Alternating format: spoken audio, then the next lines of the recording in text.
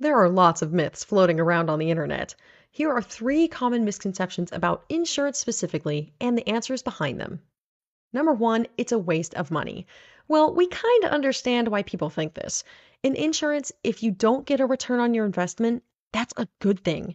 It means you haven't had a disaster or an accident that's required you to file a claim.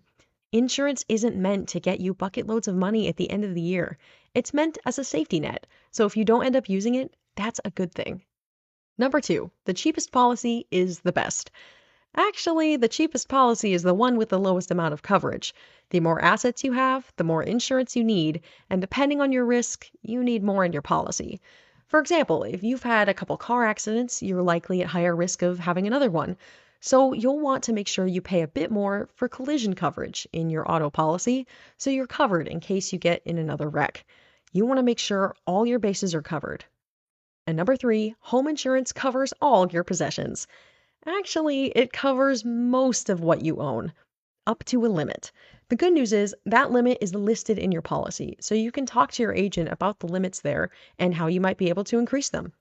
There are several add ons you can, well, add to increase your coverage for more expensive things like a gaming laptop or a gorgeous engagement ring.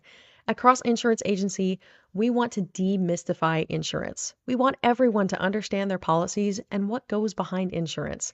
So give us a call, get a free consultation, and we can tell you the real answers behind all the insurance myths. There are lots of myths floating around on the internet. Here are three common misconceptions about insurance specifically and the answers